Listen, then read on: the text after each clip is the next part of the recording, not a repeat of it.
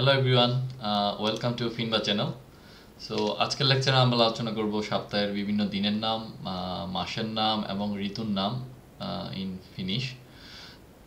Plus bonus হিসেবে আমরা আলোচনা করব কিভাবে কাউকে সময় জিজ্ঞেস করতে হবে বা কেউ যদি সময় জিজ্ঞেস করে তাকে কিভাবে অ্যান্সার করতে হবে ফিনিশে, ওইটা নিয়ে আলোচনা করব। সো শুরু করা যাক। সো ফিনল্যান্ডে সাধারণত ফিনিশ ল্যাঙ্গুয়েজে ডেকে সাধারণত বলে প্যাইবা আর উইককে বলে ভিক্কো, যেটা আমরা হয়তো সামনে লাগবে আমাদের। সো পেইভা যদি সিঙ্গুলার হইতো তাহলে পেইভা, এখানে যেহেতু ডেইস প্লুরাল সেজন্য আমরা পেইভা ইউজ করি। এগুলো নিয়ে আমরা সিঙ্গুলার প্লুরাল পরে আলোচনা করব। So let's start. সো ইংলিশের মতোই প্রথম দিন সপ্তাহের মানডেকে ফিনিশে বলতেছে মান্নান্তাই। টুইসডেকে বলতেছে তিস্তাই। ওয়েনসডেকে বলতেছে কেসকি ভিক্কো। সো আগে বলছিলাম ভিক্কো মানে হলো উইক, আর মিডল অফ দ্য উইককে বলতেছে কেসকি ভিক্কো। কেসকি মানে মিডল, সো মিডল উইক মানে কেসকি ভিক্কো আর ওয়েনসডে। থার্সডেকে বলে তর্সতাই। ফ্রাইডেকে বলে পেরিয়ান্তাই। এটার জের উচ্চারণটা ইয়ের মতো। যারা প্রনাউন্সিয়েশনের জন্য আমার আরেকটা ভিডিও আছে, সো ওইটা দেখলে প্রনাউন্সিয়েশনগুলো ক্লিয়ার হয়ে যাবে যে পেরিয়ান্তাই, এটা পেরিয়ান্তাই কেন, জানতাই না কেন। সো ইয়া, স্যাটারডেকে বলতেছে লাওয়ান্তাই অ্যান্ড সানডেকে বলতেছে সুন্নন্তাই। সো মনে রাখার জন্য আমি যদি বলি ইংলিশের মতোই, যেরকম মানডেটা সাধারণত এম, এখানে মান্নান্তাইটাও এম দিয়ে উচ্চারণ হচ্ছে, স্টার্ট হচ্ছে। টিউসডেটা তিস্তাই, টি দিয়ে শুরু হচ্ছে। ওয়েনসডেটা মনে রাখা অনেকটা ইজি, কারণ এটা মিডল অফ দ্য উইক অথবা কেসকি ভিক্কো। থার্সডেটাও তর্সতাই, টি দিয়ে শুরু হচ্ছে। ফ্রাইডেটা ডিফারেন্ট, এটা একটু স্পেশালি মনে রাখতে হবে। ফ্রাইডেটা পেরিয়ান্তাই, স্যাটারডেটাও ডিফারেন্ট, লাওয়ান্তাই, এই দুটো মনে রাখতে হবে। সানডেটা আবার সেম, এস দিয়ে শুরু হচ্ছে, সানডের মতো সুন্নন্তাই বলে। তো ফিনিশ একটা ফোনেটিক ল্যাঙ্গুয়েজ, এখানে এভরি লেটারের উচ্চারণ হয়। এটাকে যদি আমি বলি সুনুনতাই, এটা কিন্তু হবে না, আমাকে দুইটা এনে উচ্চারণ করতে হবে, সেজন্য এটা বলতে হবে সুন্নন্তাই। সো ডাবল এনের উচ্চারণ হবে, এটা পরবর্তীতে লাগবে, সো আমি এর জন্য একটু বলে রাখলাম। নেক্সট আমরা মাসের নাম শিখব। সো মাসকে ফিনিশে বলে কুকাউসি, মান্থ যদি সিঙ্গুলার হইতো। এখানে যেহেতু মান্থস, তো এটা প্লুরাল, সেজন্য এটা কুকাউদেত হয়েছে। সো প্রথম মাস জানুয়ারি, বা ফিনিশে আমরা বলি তাম্মিকু। কু মানি মান্থ, আর তাম্মিকু, সবগুলোর পিছনে কিন্তু কু আছে এভরি মান্থ। কু মানি মাস, মানে তাম্মি মাস, কু তাম্মিকু। ফেব্রুয়ারি হেলমিকু, মার্চ মালিসকু, এপ্রিল হুতিকু, মে তৌকুকু, জুন কেসাকু, জুলাই হেইনাকু, আগস্ট এলোকু, সেপ্টেম্বর সুসকু, অক্টোবর লোকাকু, নভেম্বর মার্রাসকু, ডিসেম্বর ইয়েলোকু। সো এখন আমরা এই মাসের নামগুলোকে একটু বিস্তারিতভাবে পড়লে, মানে মাসের নামগুলো একটু মিনিং সহ পড়লে হয়তো আমাদের মনে রাখতে শুরু হবে। সো ইংলিশের ক্ষেত্রে হয় কি, যেরকম জানুয়ারি, ফেব্রুয়ারি, মার্চ, আসলে এগুলো কি যে মিনিং করে এটা আমি জানি না কারো জানা আছে কিনা। বাট আমাদের বাংলা মাসের নামের কিন্তু মিনিং থাকে, যেরকম বৈশাখ মাস, কালবৈশাখী ঝড়, ওখান থেকে তো আশ্বিন মাস বা এরকম কার্তিক মাস, সবগুলো মাসের কিন্তু মিনিং আছে। সো সেম ফিনিশে এভরি মান্থের একটা মিনিং আছে, যেরকম তাম্মিকু, এই শব্দটা মূলত তাম্মি থেকে আসছে। তাম্মি শব্দের অর্থ হলো ওক, মানে ওক এটা এক ধরনের ট্রি, যারা জানেন তারা জানেন। তো ওক ট্রি থেকে এই তাম্মিকু, মানে এই সময়ে ওক ট্রিটা নর্মালি দেখা যায়, সেজন্যই মাছটার নাম তাম্মিকু। আবার তাম্মি শব্দের অর্থ কিন্তু হার্ট বা কোরও বোঝায়, কোনো কিছু কোর, এই তাম্মি শব্দটা আবার ওইটাও বোঝায়। কারণ তাম্মিকু বা জানুয়ারি, এই মাসটা যেহেতু মিডল অফ দ্য উইন্টার, সেজন্য এটাকে মিডল বুঝাইতে বা মানে হার্ট বুঝাইতে, কোর বুঝাইতে, সেজন্য উইন্টারের কোর বুঝাইতে এই তাম্মি শব্দটা, এই জন্য এই মাসের নামটা তাম্মিকু। সেম অ্যাজ হেলমিকু, হেলমি শব্দের অর্থ হলো পার্ল বা মুক্তা। তো এটাকে বলে পার্ল মান্থ, মানে যখন বরফ পড়ে ফেব্রুয়ারিতে ফিনল্যান্ডে প্রচুর পরিমাণ বরফ পড়ে। সো ওই বরফগুলা যখন গাছের উপরে পড়ে থাকে ওটাকে অনেকগুলা গাছের উপর যেন মনে হয় মুক্তার মতো পড়ে আছে, তো সে থেকে এটার নাম হেলমিকো। মালিস্কোকে বলে মূলত আর্থ মান্থ। তো এই সময় হয় কি, এই সময় মূলত মালি শব্দের অর্থ হলো মানে থইং করা, ফিল্ডকে করা, বা ফিল্ডকে আমাদের দেশে হয় কি মাটি কোপানো, ফিল্ডকে রেডি করা প্ল্যান্টেশনের জন্য। তো এই মালি শব্দের অর্থ হইলো মানে করা, থইং করা মাটিকে। তো ওখান থেকে যেহেতু নেচারের সাথে সম্পর্কিত, ওখান থেকে এটা আর্থ মান্থ বা মালিস্কু। তো এটা সাধারণত স্প্রিংয়ের শুরুতে করা হয়, বা মালিস্কু থেকে স্প্রিংটাও শুরু হয়। তো এটা মিন করার জন্য এই জন্য মালিস্কু। হুতিকু হুতিকু হলো কন্ট্রোল বার্নিং মান্থ, বা শব্দটার অর্থ হলো বার্ন করা বা স্ল্যাশ বা বার্ন করা, বার্ন করা এগ্রিকালচারকে। সাধারণত যখন কি হয়, ওই যে আমাদের দেশে যেরকম মানে আমাদের দেশে যাই না, খড়কুটা মানে কি হয়, খড়গুলাকে কেটে ফিল্ডটাকে রেডি করা হয়, বা এখানেও এরকম খড়গুলাকে কাটা বা খড়গুলাকে বার্ন করে ফিল্ডটাকে রেডি করে, এই জন্য এটা বার্নিং মান্থ, সেজন্য এটার নাম হুতিকু। তোকোকু মানে হলো সোয়িং মান্থ। এই মাসে মূলত তোকু মানে হলো সো করা, সো মানে বা প্ল্যান্টেশন করা, প্ল্যান্টিং শুরু হওয়া। তো এই জন্য এটার নাম তোকোকু। তোকু শব্দের অর্থ সোয়িং বা প্ল্যান্টিং। ক্যাসাকু এটা নর্মাল। ক্যাসা মানে হলো একটা সিজনের নাম, ক্যাসা মানে সামার, সো এটা সামার মান্থ। যেহেতু এটা মূলত সামারে পড়ছে, এখান থেকে এটার নাম হলো ক্যাসাকু, নর্মাল।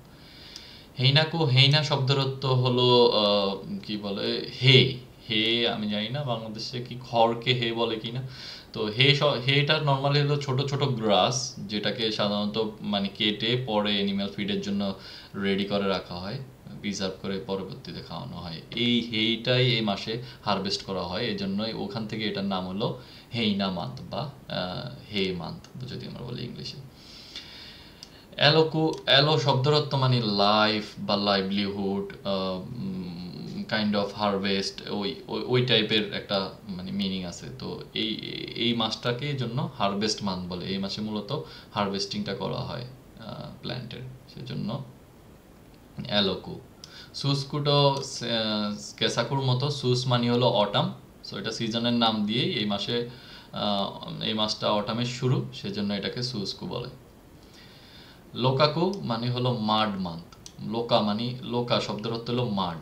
তো এই মাসটাতে নর্মালি হয় কি, প্রচুর পরিমাণে ফিনল্যান্ডে বৃষ্টি হয়। তো এত বৃষ্টির জন্য মাটিগুলো কাদা কাদা হয়ে যায়, সেখান থেকে এটাকে লোকা বা মাড মান্থ বলে। মারাস্কু বা এটাকে মূলত মারাস মানে ডেথ বোঝায়, তো এটাকে ডেথ মান্থ বলে। তো নর্মালি হয় নভেম্বরে, সাধারণত নেচার ডাই হয়ে থাকে, গাছপালা মরে যায়, পাতা ঝরে যায়, মানে চারদিকে খুব দেখলে মনে হয় একটা বিষণ্ণতা বিষণ্ণতা ভাব, এই জন্য এটাকে মার্রাস্কু বা ডেথ মান্থ বলে। ইউলো শব্দের অর্থ হলো ক্রিসমাস ফিনল্যান্ডে। তো এটা নর্মালি নাম অনুসারে, যেহেতু ক্রিসমাসটা এই মাসে পড়ছে ডিসেম্বরে, সেজন্য এটাকে ইয়োলোকু বলে। তাহলে আশা করি এভাবে শিখলে হয়তো আমাদের নামগুলো মনে রাখতে সুবিধা হবে। অ্যান্ড সিজনের নাম সহজ, আগে দুইটা সিজন অলরেডি আমরা শিখে ফেলছি, কেসা এমনকি সুস্কু, সামার অ্যান্ড অটাম। স্প্রিংকে এরা বলে কেভাত, আর উইন্টারকে বলে তালবি। তো নর্মালি যদি আমি হিসাব করি, কেভাতটা সাধারণত 3 মান্থ, মার্চ থেকে মে পর্যন্ত, বা ফিনিশও যদি আমি বলি মালিস্কু থেকে তুওকোকু পর্যন্ত। মালিস্কু, হুতিকু, তুওকোকু, এই 3 মাস হলো স্প্রিং। সামারও 3 মাস, সামার মূলত হলো জুন থেকে আগস্ট পর্যন্ত, অথবা থেকে কেসাকু, হেইনাকু আর অ্যালোকু। হেইনাকু, কেসাকু, অ্যালোকু, এই 3 মাস হলো সামার। অটাম 2 মাস, একটা হলো সুস্কু, যেটা অটামে মানে সুস্কু, তো আর একটা মাস হলো লোকাকু। আর উইন্টার হলো আবার 4 মাস, যেটা শুরু হয় মূলত নভেম্বর থেকে বা মার্রাস্কু, ইয়োলোকু, তাম্মিকু, হেলমিকু, ফেব্রুয়ারি পর্যন্ত। তো এই 4 মাস হলো উইন্টার বা তালবি ইন ফিনল্যান্ড। এখন আমরা ডে টাইমগুলো নিয়ে একটু পড়ি। তো ফিনল্যান্ডে সাধারণত ডেটাকে মূলত একটা দিনকে মূলত 4 ভাগে ভাগ করছে। সকাল, বা আমরা যদি বলি আমু, দিনকে এরা বলে প্যাইবা, আগে আমরা পড়ছি। আফটারনুনকে বা সন্ধ্যাটাকে বলতেছে এরা ইলতা, আর রাতকে বলে এরা উও। আর এক্সট্রা হিসাবে যখন মিড নাইট, সো মিড শব্দের অর্থ আগের মতো যে আমরা পড়ছিলাম কেসকি, কেসকি মানে শব্দের অর্থ middle, so middle of the night midnight, so কেসকি উও মানে middle of the night midnight. Same middle of the day কেসকি পেইবা, যেটাকে আমরা বলতেছি নুন বা মিড ডে। এখন বোনাস হিসাবে আমি বলছিলাম যে আমরা আজকে একটু সময়, কেউ যদি আমাকে খুবই ইম্পর্টেন্ট ফিনল্যান্ডে কাউকে যদি আমি সময় জিজ্ঞেস করতে হয় বা কেউ যদি আমাকে সময় জিজ্ঞেস করে আমি কীভাবে অ্যান্সার দিব। সো ফিনিশে সময়টাকে বলে কেল্লো বা টাইম যেটা আছে সেটাকে কেল্লো বলে। সো আমি যদি কাউকে জিজ্ঞেস করি যে what time it is, so আমি তাকে জিজ্ঞেস করবো মিতা কেল্লো অন। সো মিতা শব্দের অর্থ হোয়াট, কেল্লো মানে টাইম, আর অন মানে is, so what time is, so যেটা ফিনিশের মতো ইংলিশের মতোই। অথবা আমি জিজ্ঞেস করতে পারি পালিয়নকো কেল্লো অন। এই পালিয়নকো শব্দটা কমন, এটা যখনই আমরা কোনো কিছু মেজারমেন্টের জন্য নর্মালি আমরা ইউজ করি যে এটার কতটুকু এটা হয়েছে কোনো কিছু মাপার জন্য, তখন আমরা পালিয়নকো ইউজ করি। সো পালিয়নকো টাইম ইজ লাইক টাইম কতটুকু টাইম হয়েছে ওইটা বোঝানোর জন্য। সো যদি 1টা বাজে তাহলে আমরা কি বলবো, যদি 1টা বাজে তাহলে বলবো কেল্লন উকসি, মানে সময় হলো 1টা বা 1 সময় হলো 1, সো ইজি কেল্লন উকসি। যদি 2টা বাজে কেল্লন কাকসি। আর যদি নাম্বারিংয়ের একটা ভিডিও আছে আমি লিঙ্কে দিয়ে দিব, সো আমার এই চ্যানেলে যে নাম্বারিংয়ের ভিডিওটা আছে ওইটা দেখলে এই জিনিসগুলো অনেক ইজি হয়ে যাবে, এই উকসি কাকসি বা নাম্বারিংয়ের বিষয়টা। সো যদি 1/2 হয় মানে 2:30 যদি হয় তাহলে আমরা এটাকে বলবো কেল্লন পুয়লি কলমে, মানে 2টার বেশি হয়ে গেছে কিন্তু 3-এর অর্ধেক। পুয়লি মানে পুয়লি শব্দের অর্থ হলো হাফ, সো 2:30। আমরা কিন্তু বলতেছি কি মানে 2:30 বাজছে যদিও, কিন্তু 2:30টা দেখতে কিন্তু কি মনে হয় মানে হাফের ঘরে থাকে বড় কাটাটা, সেজন্য এটাকে বলে পুয়লি কলমে। যদি সেরকম 3:30 বাজতো তাহলে আমরা বলতাম পুয়লি নেলিয়া। So simple. আর যদি 5:15 মানে 5:15 যদি বাজে, 5টা বেজে 15 মিনিট যদি হয়, কোয়ার্টার তো 15 মিনিট, সো কোয়ার্টারকে এরা বলে ভার্তিয়া বার্তিন।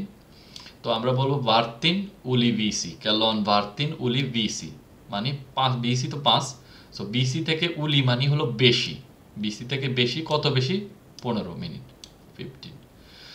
সো অল্টারনেটিভলি যদি 7:45 মানে 15 মিনিট বাকি আছে 8টা বাজতে, তখন আমরা বলি কেল্লন ভার্তিয়া বাইলে মানে বাকি আছে, বাইলে মানে বাকি আছে, আর উলি মানে বেশি হয়ে গেছে। সো উলি আর বাইলে এই দুইটা খুবই কমন শব্দ টাইম বলার ক্ষেত্রে, এই দুটো আমাদেরকে একটু মনে রাখতে হবে। তো ভার্তিয়া বাইলে কাহা দেখছেন মানে কাহা দেখছেন হইতে 15 মিনিট বাকি আছে, সেটা আমরা বাইলে ইউজ করব।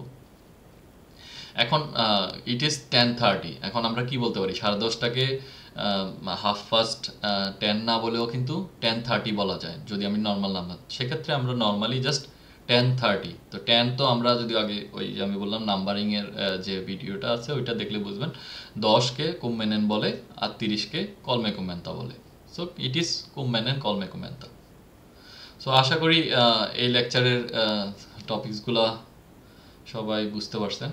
আর যদি কোনো জিজ্ঞাসা থাকে দেন কমেন্ট করেন, চেষ্টা করবো অ্যান্সার করার। সো সবাইকে ধন্যবাদ সাথে থাকার জন্য, দেখা হবে নেক্সট লেকচারে।